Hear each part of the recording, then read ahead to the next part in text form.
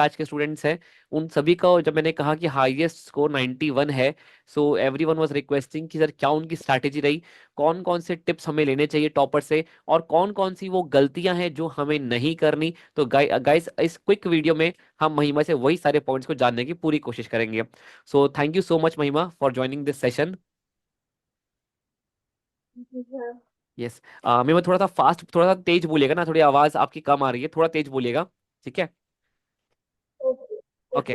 सो महिमा okay. First question is कि जैसे आपका 91 मार्क्स है, सो मुझे लगता है कि एग्जाम में जाने से पहले क्या आपको पता था कि आप इतना अच्छा अटेम्प्ट करके आने वाले, वर यू एक्सपेक्टिंग कि आप 90 मार्क्स का पेपर लिख करके आओगे 95 मार्क्स का? नो सर, मुझे तो बस ये था कि 50-60 का हो जाए तो अच्छा रहेगा, क्योंकि मेरा वो जो एलआर वाला पोर्शन था वो बिल्कुल भी अच्छा नहीं था। ओके। पता नहीं, मैं डायरेक्शन में कंफ्यूज हो जाती थी, तो वहां मेरे को बड़ी प्रॉब्लम आती थी। बाकी स्टैटिस्टिक्स तो पुराना तो इजी था थोड़ा। वो एलआर का पोर्शन मेरे को बहुत हार्ड लगता था अटेम्प्ट करने में, उसमें टाइम भी जाता था काफी, इस वजह से। बट आपका 91 है तो आपने अटेम्प्ट कितने का किया था, मतलब 95 नियर सर अबाउट? मैंने 93 का अटेम्प्ट करा था। सुपर्ब, 93 का अटेम्प्ट किया, what accuracy, really very very very good. So definitely you are expecting 93, आपने 93 अटेम्प्ट किया और 91 है, मतलब जिसमें आप पूरी तरीके से श्योर थे वही क्वेश्चंस को आपने अटेम्प्ट किया होगा फिर तो। यस। महिमा जी। जैसे मुझे ना अभी स्टूडेंट्स को एक बहुत स्ट्रांग मैसेज पहुंचाना है, जो कि जब कोई स्टूडेंट अचीव करके बोलता है तो बच्चों का बिलीफ सिस्टम और ज्यादा अच्छा हो जाता है। महिमा आपने क्या पूरा सिलेबस खत्म करके गए थे, आप सब कुछ पढ़ के गए थे? सर ये सारा सिलेबस कंप्लीटेड था, बस थोड़ा सा कहीं कहीं पे थोड़ी वीकनेस थी, जो मुझे लगता है स्टैटिस्टिक्स में थी। बाकी पूरा कंप्लीट था, क्योंकि उससे कॉन्फिडेंस आता है थोड़ा कि जो आप करके जाते हो। अगर ऑलरेडी अनकम्प्लीटेड है तो कॉन्फिडेंस भी डाउन हो जाता है, करेक्ट। क्योंकि वो बचा हुआ पोर्शन तो पूरा करा ही गया हाथ से, जो नहीं करा हाँ। चाहे उसका क्वेश्चन इजी आ जाता। इसलिए पूरा कंप्लीटेड था मेरा। तो गाइस फर्स्ट टिप, आप पूरा 100% पढ़ के जाइए, ये हिदायत रहेगी। टाइम कम है, एटलीस्ट एबीसी एनालिसिस के हिसाब से एक पूरा प्रॉपर पढ़ के जाइए। महिमा आपने कितने रिवीजन लगाए थे, मतलब आपने सब्जेक्ट को रिवाइज किया था तो कितने बार रिवाइज किया था? और एक और इम्पोर्टेंट क्वेश्चन, कि एग्जाम के कितने टाइम पहले आपका सिलेबस खत्म हो गया था आपके तरफ से? सर मोस्टली 2 महीने पहले कंप्लीट हो गया था ओके। पूरा। ओके। थोड़ा थोड़ा कहीं कहीं से छोटा छोटा रह गया था, बाकी पूरा 2 महीने पहले कंप्लीट था। रिवीजन मैंने आपकी जो हैंडबुक थी वो बहुत अच्छी थी, तो उससे तो लगभग 3-4 बार रिवाइज करा था डेली, कि कंसेप्ट एक बार अच्छे से रिवाइज करके फिर क्वेश्चन सॉल्व करो, तो वो बहुत अच्छा पार्ट था। जीनी बुक तो बेस्ट थी। तीन ही बुक बेस्ट थी। बेस्ट। अभी मैं जब भी इंटरव्यू लेता हूँ तो दो बुक की बहुत तारीफ होती है। कॉन्सेप्ट हैंडबुक मुझे बहुत खुशी होती है जब आप लोग टॉप करते हैं ना, एंड ऑल द स्टूडेंट्स, यदि मैं पुराने फीडबैक्स भी देखूं मैं, तो सारे स्टूडेंट्स कहते हैं सर कॉन्सेप्ट हैंडबुक से ना रिवीजन बहुत फास्ट हो गया था, क्योंकि सारे कॉन्सेप्ट्स कंपाइल्ड थे एक जगह पे। So yes, revision was easy. And genie book previous year question करने का मजा आता है जब हमारे पास क्यूआर कोड में सॉल्यूशंस होते हैं। सो होता है, उसका बहुत अच्छा लगता है। हाँ, डर नहीं लगता कि कोई बताने वाला कोई नहीं है, ऐसा नहीं लगता। हाँ हाँ, कुछ दिक्कत आई तो हम पता कर लेंगे। सो गाइस अगेन एक सेकेंड टिप हम यहाँ से निकाले, तो वो ये निकल कर क्या आती है कि सिलेबस जितना जल्दी हो सके खत्म करिए। महिमा ने 2 महीने पहले सिलेबस खत्म कर लिया था, आपके पेपर कोई 2 महीने बचे हैं, तो स्टिल एटलीस्ट हम 20 डेज पहले तो अपना पेपर खत्म, सिलेबस खत्म कर सकते हैं। पूरी कोशिश करिए। जीनी बुक बेस्ट है, यदि आप करके जाते हैं तो करना चाहिए आपको। Concept handbook is more than sufficient to get you revise, जितने बार पन्ने पलट सकते हैं टाइम टू टाइम पन्ने पलटते रहिए। So that's a very good tip. महिमा इसके अलावा जैसे अब स्टूडेंट्स को ना कई बार दो तरह के क्वेश्चंस होते हैं, कि सर हम रात को पढ़े कि हम जल्दी सुबह उठ के पढ़े। सो व्हाट योर स्ट्रैटेजी, आप क्या करते थे, सुबह जल्दी उठने वाले हो कि आप रात को पढ़ने वाले हो? सर ये तो बहुत डिपेंड करता है सब पे। मेरे को थोड़ा सा सुबह उठने की जल्दी आदत है, क्योंकि मेरे पापा भी सुबह उठते हैं, तो उससे हमें आदत है उठने की। तो स्टार्टिंग में सुबह उठती थी, तो अराउंड मैं 5 o'clock उठ जाती थी अरे डेली। वाह, 5 बजे? रात को जल्दी सो जाती बाप रे। थी। मोस्टली मेंटेन रहता है हमारे घर पे। अरे वाह, देखो दैट्स गुड थिंग। और जैसा कहते हैं ना, जैसा सराउंडिंग होता है वैसे ही हम बनते हैं। तो घर में रहने के बड़े बेनिफिट्स हैं। घर में पेरेंट्स जल्दी उठते ही हैं, तो उनके साथ साथ हम उठ जाएं, उस कल्चर में हमारे स्कूल डेज की आदत होती है ना जल्दी उठने की, और वही आदत को यदि आप कंटिन्यू करें तो बेस्ट है। Again that's our personal choice. Definitely यदि आप रात को पढ़ते हो तो ये देखो प्रोडक्टिविटी अच्छी आ रही है कि नहीं। प्रोडक्टिविटी अच्छी नहीं आ रही है तो सुबह जल्दी उठ के पढ़ो। सुबह प्रोडक्टिविटी अच्छी आती है, human body is designed for that. सुबह जल्दी उठना चाहिए, रात को जल्दी सोना चाहिए। हमने अपना कल्चर को बदल दिया है, but still if it is not good for you, you can change, and it goods you can continue. So Mahima, इसके अलावा जैसे मुझे लगता है कि आपने मॉक टेस्ट पेपर्स, जैसे आपने पढ़ाई कर ली, सिलेबस खत्म कर लिया, सो आफ्टर दैट आपने कितने मॉक टेस्ट पेपर्स दिए? और जो इंस्टीट्यूट के मॉक टेस्ट पेपर थे, वो आपको मतलब आपने उसको कैसे प्लान आउट किया? आपने पेपर्स दिए, लगाए test papers?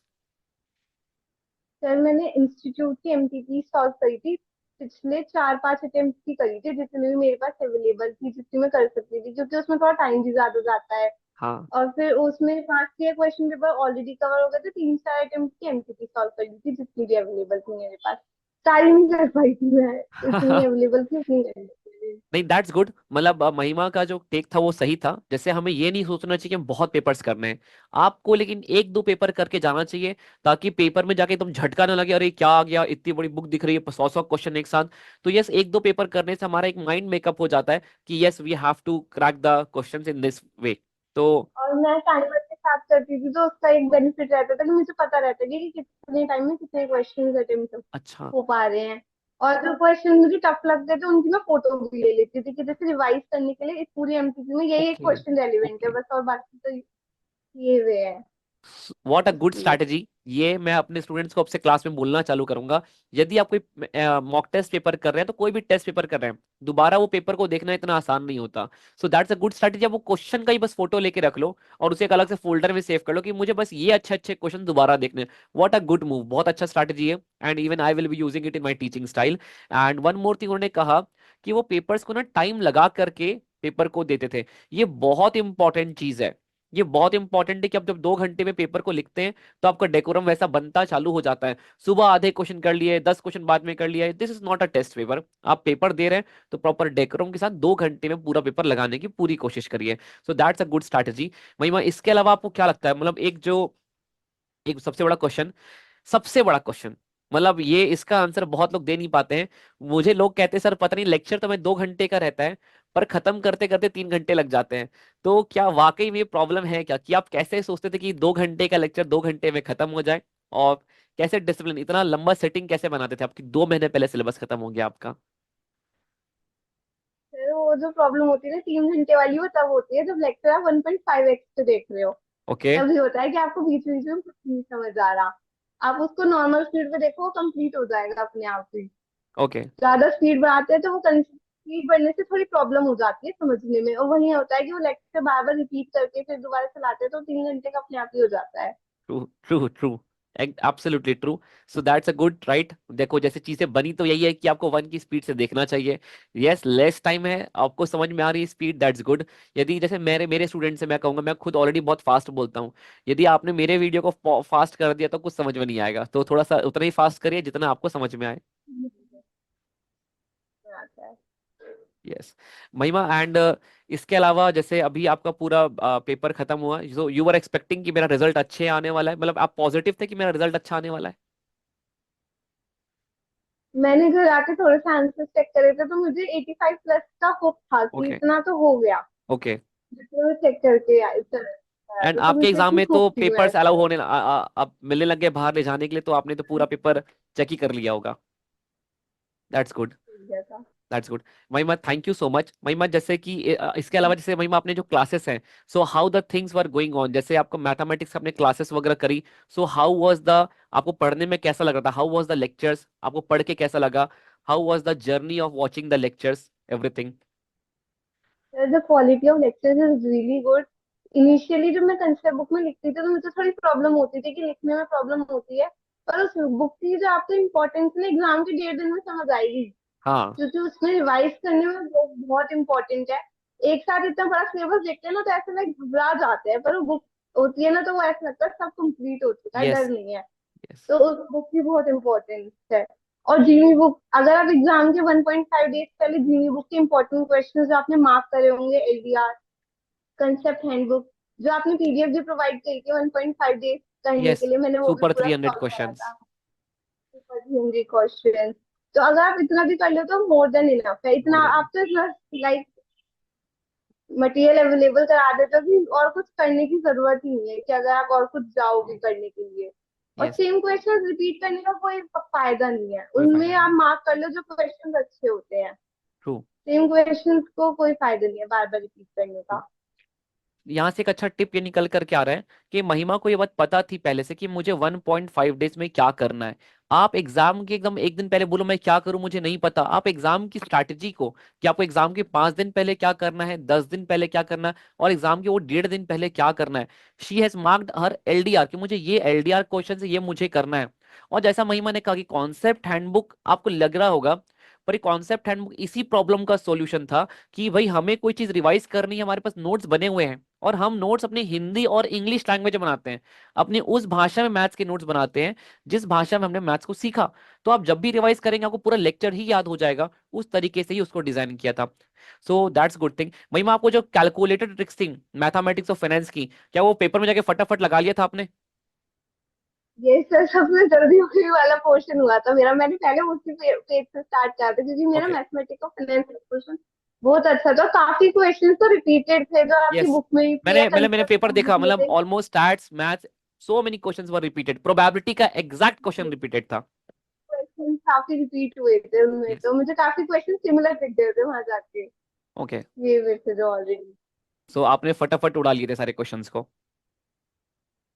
So thank you so much. So this was a rapid fire round with महिमा। मैं आपको महिमा के यदि पूरे इस मीटिंग की समरी बताऊं, so she has planned her syllabus so well. उन्होंने 2 महीने पहले अपना पूरा सिलेबस खत्म किया, मल्टीपल रिवीजन किया, लिमिटेड टेस्ट पेपर्स दिए, टास्क 1, टास्क 2, टास्क 3, तीनों टास्क उन्होंने बकायदा मीट किया। एग्जाम की जाने के पहले she was very much confident. So आप देखिए यहाँ पे सीखने लायक ये चीज है, एक रोड मैप है, एक सक्सेस का रोड मैप है कि इस रोड मैप को चलना है। कठिन क्या है, रोड मैप बनाना नहीं, कठिन है उस रोड मैप पे चलना, कि ये डायरेक्शन है, ये प्रॉपर डायरेक्शन है और उसमें आपको चलना। सो गाइस आई थिंक यदि आप महिमा की जर्नी से सीख सकते हैं तो यही चीज से सीख सकते हैं।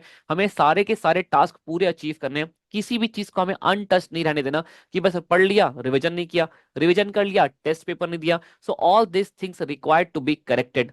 सो आई होप गाइस आपको इस मीटिंग से, आपको महिमा की स्ट्रैटेजी से काफी कुछ आपको टेक मिला होगा। And thank you so much. So thank you so much महिमा, and all the best for your inters and final. And if you require anything anytime, I will be always available, entire team will be available. Thank you so much. Thank you so much for your time. Thank you. Bye everyone. Bye bye. Bye.